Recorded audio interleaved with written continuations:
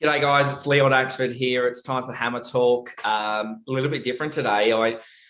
It's fitting that we're probably doing this via online, given that it's almost a year to the day since they stopped us doing on-site auctions for that little period last year. But today I'm joined by Michael Dowling from McGrath Estate Agents in Ryde. Michael, thank you for joining me.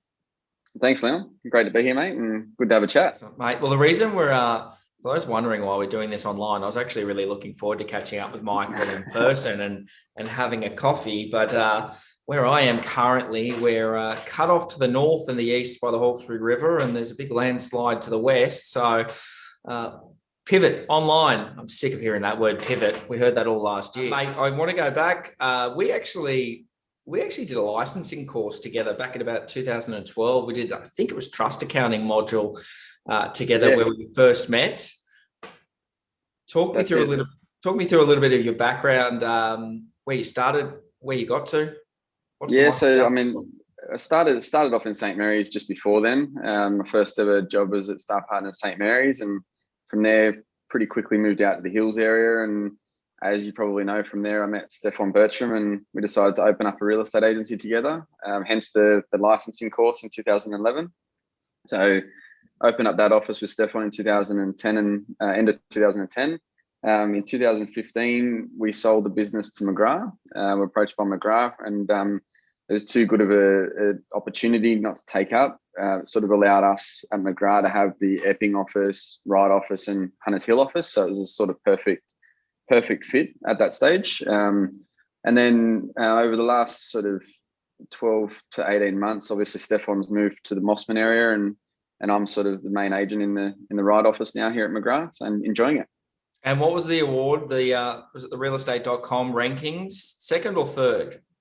Third, mate. Third behind Alexander Phillips and Dib Chidiac. So I was pretty proud to get top three. Obviously, even the names in the top 10, mate. It's pretty good to be on a list with some of those guys like Jason Boone and a few of the others that I've always sort of looked up to. Met Jason a few times and tried to pick his brain and stuff. And yeah, I mean, Brian Whiteman, Jason Boone, like some of those names in the top 10 are just unbelievable. It also sort of motivates you to try and get that gold for next year or try and get that number one. Whereas when you're at number one, you can only sort of further the gap between you and second. So it's good to sort of be the chaser at the moment rather than the hunted. Well, it's interesting because we were having a chat on the phone the other week, and it was soon after I got off the phone to you, I read a really interesting quote that sort of said, "Disruption is hard, incumbency is harder." Mate, let's get into it. Let's talk auctions. And one of the things I wanted to chat to you about is the realities of the market right now. We're in a very good market. We know this, but sellers' expectations are really catching up from what I'm seeing. How do you handle or how do you manage seller expectations when they are starting to outpace the market? Yeah, from my point of view, it really just comes back to scaling it back to the reasons why they're selling. Obviously, I never let any of my owners sort of lose sight of what the main goal is. And unfortunately, in this market, like you said, a lot of owners do sort of get ahead of themselves and start thinking those magic lotto figures, which is great if you can make it happen. But the reality is that they can't forget why they're doing it. Really good example. I had an owner in Ryde a couple of weeks ago who ideally they sort of were hoping for the 2.3 to 2.4 mark, somewhere between there. That was their magic figure, and based on some of the sort of recent sales, it stacked up. It made complete sense as to why they were thinking that way. But as we know, markets can turn on their head very, very quickly. Yes. But what was more important for them was to get to Melbourne and sort of be closer to their two daughters down there. And they don't want to move there in 5 years' time. They want to move there now. So they basically, even though they were getting ahead of themselves with the price, the reality is that they never lost sight of that main goal. And that's I think pretty big key in my process is always making sure an owner understands and they're motivated by the end goal, not just the price. So motivation trumps everything. Yeah, definitely. Do you have numbers for your campaigns? What sort of numbers are you hoping to achieve? Now, I get that it's going to differ whether it's an apartment or whether it's, a flagship blue chip home. What numbers are you trying to hit? Yeah, from my point of view, like you're right, every property is different. There's traditional KPIs, like most properties on all portals generally receive sort of between 2,000 to 3,000 hits online before that first open home. That first week, you've got obviously the spike in inquiry, and then it sort of tailors off after that. So I always sort of speak to my owners every Thursday or Friday before that first open home, just to let them know, just to check in and let them know where we're heading as far as a first open home. And that's the first catch up in regards to what the process is going to look like. If they haven't hit this sort of 2,000 to 3,000 hits online, then the conversation's more along the lines of, guys, I think next week we're probably going to have to invest in some more marketing to sort of give it a bit more of a kick along, because I'd be surprised if the 30 to 40 groups are going to come through your property on the weekend. So when they get the phone call on a Saturday, they're not disappointed about only getting 10. They're actually expecting it, because the marketing hasn't really worked in its favor as of yet. Has auction always been a pillar of your business? Yeah, so not always. Like about 4 years ago, sort of the year after we became McGrath, like we were starting to do a lot more auctions. The first year we became McGrath, so we switched over from Star Partners Ride, sold the business to McGrath. Naturally, we started doing a lot more auctions when we were with Star Partners. We sort of learnt the auction technique through going to different agents and meeting with them who were auction agents. And it was really interesting just sort of watching all the different takes on how each agent would handle the process of an auction. One of the best that we sort of met with back then was like John Peranchi and Tracy Dixon. Wayne Vaughan also, some of the processes as far as educating owners, like Stefan and I would meet with these agents and so just basically try and emulate their process, but sort of turn it into your own. And that's generally how it all started. I still remember conversations we had with Jason Boone back then about auctions, and obviously creating the urgency around that process. And that's how he sells a lot off market on the back of an auction, is because he's playing chess on the back of an auction. So there's a lot of those initial meetings that we basically, a lot of the stuff we did was ripping off and duplicating, and then turning it into your own. But we just found that when you're running it at a higher volume, auction is the best way to sort of lock in a schedule for you and the owner. Your life doesn't become chaotic. You know that you've got a schedule that you're sticking to. You know that you've got space building up to the next one, so you can slot properties in on the back of each other rather than sort of just, as soon as an owner calls you, just throwing it online. It just doesn't help anyone. Whereas auction's a lot more structured. So what were the big reasons for you guys? It was structure for yourself, structure for the owners. Yeah, structure for the owners, structure for ourselves. They're two of the main ones. But ultimately, 90% of the properties in Ride were going to auction, but not all of them were selling. So we had to figure out, okay, if we want to be market leaders in the area, then generally the perception of the market leader in an area is who's doing the most auctions, whose clearance rates are higher. The public spectacle of coming down and watching that auction, and how did your auction go compared to the agent down the road. Obviously now I'm doing a lot of my auctions online live via Facebook. So that's something that's really generating a lot of following at the moment. And it's the same thing as like going down there and watching it. If other agents aren't doing it online, then the reality is that why? Like, do they have something to hide? So I think from our point of view, it's more, how do you generate that profile of a good quality agent? And I think transparency is the key, and that's what auction provides. And we talk about, when you look at private treaty, what does the consumer see in the selling side?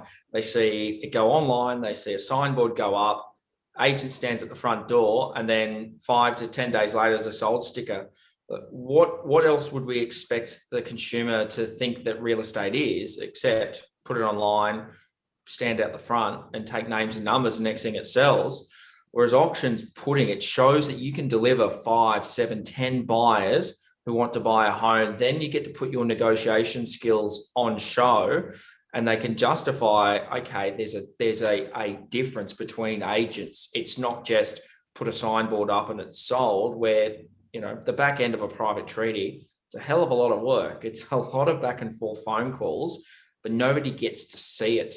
And I'm glad you brought up the videoing, that you put your videos up, or you're live on Facebook. What are the things that you do to leverage your auction success? How do you transform that into new business?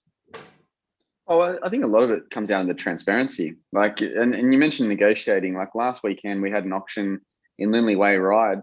Basically, not every auction's going fantastic at the moment. Obviously, 95, 97% are, but there is still the one or two tough ones out there at the moment. Some of our competitors in the last 2 weeks have withdrawn auctions and not carried them through. Obviously, Lindley Way, we could have done that last week. We had 2 registrations at the auction. We had another 2 buyers there that weren't financially approved yet that were interested. So we sort of backed ourselves and ran the auction. There's probably about 30 people in the living area, and the auction took 45 minutes, and the main buyer bid it on top of themselves 3 times to get the property. But that process is what it's all about, helping an owner understand that you've got serious buyers there to actually buy. Let's walk them through this negotiation. And bidding started at 1.5, and we ended up selling it for 1.63. And the buyer bid on top of themselves 3 times. Now that's something that's a transparent negotiating. You mentioned private treaty. When it's done behind closed doors, no one actually sees what you paid for. No one sees what your main goal is to get the owner the best possible price and to push the buyer through that, educate the buyer on the reasons why they're paying that. Whereas in a transparent environment like an auction, everything is on show. So whether it be from the negotiation, the way you talk to the buyer, the way you guide them through the process, then, like you mentioned, the follow-up afterwards. We use a lot of those live videos for sort of creative follow-up afterwards. And we sort of, obviously not many agents in our area are sort of filming their auctions, or if they are filming them, they're the polished version, the version where they get a camera crew down because they already know it's going to go great. And then they send that one to the buyers. Whereas we just film at least 1 or 2 a Saturday. I've usually got 3 or 4 auctions each Saturday, and basically we film 1 or 2 of them just to make sure everything's transparent from that point of view. Some owners still don't want it live. They don't want you to film it, which we always ask their permission. But it is good to use it as creative follow-up afterwards for other owners who are coming on the market, just to show them how you and your team operate on the day. Apart from videos, anything else you guys do, or is that one of your strongest vehicles? From a creative follow-up point of view? Leveraging it into future business. Yeah, obviously that's one of them. I think obviously raving fans is the other. So I've got most of my owners, rather than sort of just worrying about the rate my agent views and things like that, the reality is we get those as well. But more so than not, I just get permission from my owners to be phone called by anyone thinking about using us. And the reality is that that's a lot easier than getting something online. And we do back it up by getting the online reviews, but at the same time, I think rather than becoming number one rate my agent in Ride, I think I'd rather an owner being able to have a 15-minute conversation with a future prospective seller. And those little things, I think, are a little bit different to what all my competitors are doing in the area. So if they're zigging, I want to be able to zag and be a bit more transparent. I love that you're not afraid to put the videos up or to do them live, even the ones that, to me, as much as they're not great spectator ones, the ones that take the 35 minutes and the back and forth negotiation and 4 increased offers, that's where you showcase your skills. I know it's, like, to be honest, it's not great watching, but if you're interested, it's really good to see how you do it. Well, that one we would have loved to put online. Like, that was one of the owners that didn't want to film it. They were a little bit at that stage. They were a bit reluctant, obviously, to share what was going on because they knew that they weren't going to have 4 or 5 registrations at the auction. But at the same time, we knew we had the best 2 buyers there. Like, we knew we had really good quality buyers. It was torrential rain last Saturday. And like I say to all owners, if people are turning up in that type of weather and registering for your auction, you don't cancel. Like, they're there to buy. They're there to buy. You just need to figure out where they're going to come to. Never cancel an auction. If there's one thing we've learned over the last 7-8 years, it's you never know what's going to happen. I sat down with sellers in vendor meetings prior to an auction, and they've asked me all these questions, and I can go, look, we can go through every scenario under the sun, and more than likely it won't even be one of those. Just get to Saturday. Let's talk 5 minutes beforehand about vendor bids, who's here, what the feedback has been, and we'll map out a strategy. I mean, during the week, we're thinking different strategies from my point of view, but till we get there and we know who the protagonists are, I could tell you 10 different strategies, but it'll probably be completely different.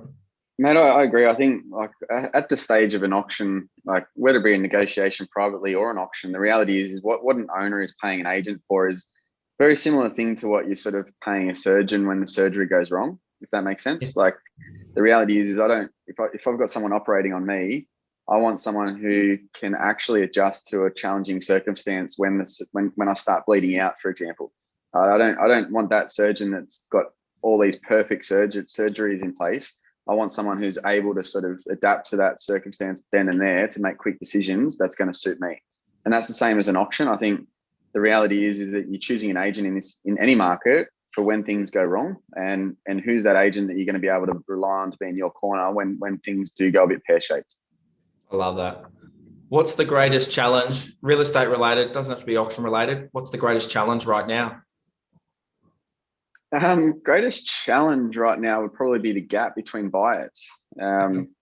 So in most campaigns, and I'm sure a lot of agents are experiencing this, there's what you call outlier buyers. There's buyers that are paying the premium. So there's sort of 2 or 3 buyers out of the whole campaign that will pay that premium that the market is offering right now.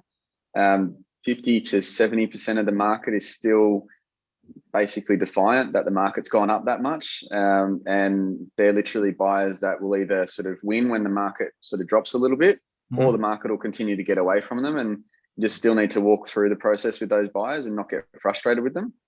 But that's probably the biggest challenge at the moment, is not every buyer understands that the market is where it is. There's still sort of some of the offers we're getting on some of these properties, and some of the interested parties, they're quite argumentative. They're quite defiant that the market is where it is. And that comes back to your price guides and things like that. There's a lot of challenges around that at the moment, because I mean, realistically, because we've got 3 or 4 sales in the last month that have been extreme prices, the problem is that when you've got 70% of your buyers still offering well under what they're selling for, that does mean that the market can turn at any stage. And the reality is all it takes is a few buyers to retreat from the market before pricing is back to where it was 6 months ago. Michael, thank you very much for sitting down to chat with me. Michael Dowling from McGrath Estate Agents. Thanks for having us, mate. Speak to you soon.